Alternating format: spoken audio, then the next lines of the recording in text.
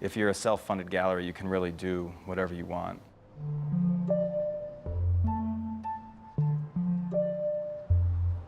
The show that we're currently installing is Wall of Text by Matt McGee, an artist from Phoenix. It's all kind of a text-based show. It's very heavy, black and white, minimal forms.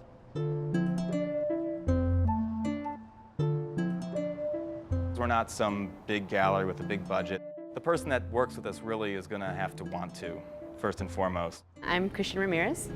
I am a co-founder and co-curator of Everybody with Alex Von Bergen and Andrew Shuta.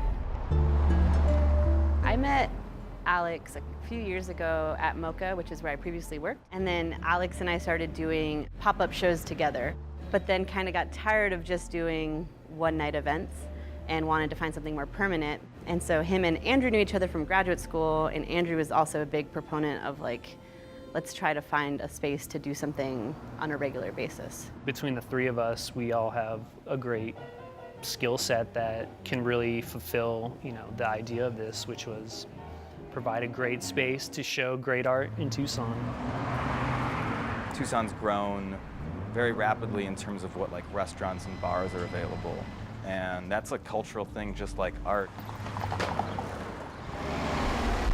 The music scene's another good example. I would say the music scene here is much stronger than the art scene in terms of local artists and bands that come through town. But the visual art scene I don't think has really necessarily stepped up to that level yet, but I think it's certainly possible. A lot of it stems from accessibility to seeing art, and Tucson doesn't have that as much as other places.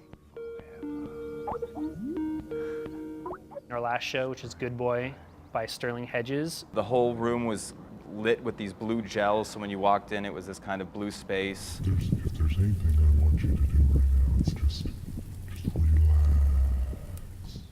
Just everything about it, the video, the repetition of that creepy ice cream truck sound, and the text going off, and the disappearing figure. Everything kind of was weird and otherworldly. Maybe a lot of people missed that bottle. The show certainly, talks about race, but maybe in a more roundabout way. Instead of directly saying something, it might allude to a certain thing. You can maybe get to different endpoints through the work. You look at one thing one way and you look at it another way. It could maybe be saying something else.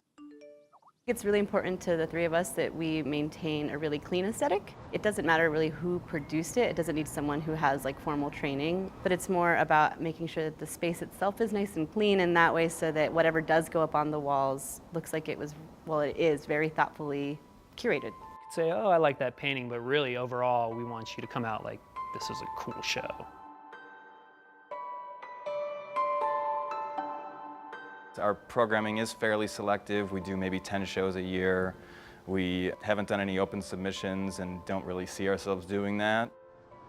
The Mini Mess might have been my favorite show that we've had so far. Or no, Jocko's Elk Cat is probably my favorite.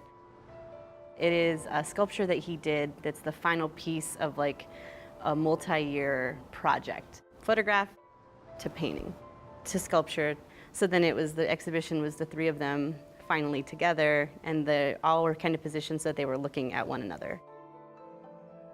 The first show that we did was really bittersweet for me personally, because it was with S.J. Gibson, who was my mentor as an undergraduate. I worked with him very closely, and it was really rewarding to have that be our first show and have him on board and work with him. We're completely DIY, but we wanted to be clean, polished, and a place that artists feel like their work is being respected. Small DIY spaces are equally as important to big institutions, in my opinion, because it's kind of a balance of the ecosystem within the city. I don't know how much art can really do. At the very least, it could make someone think about something. Maybe it can confuse someone. Personally, it can change a lot of people's lives, maybe at an emotional level, even cognitive level.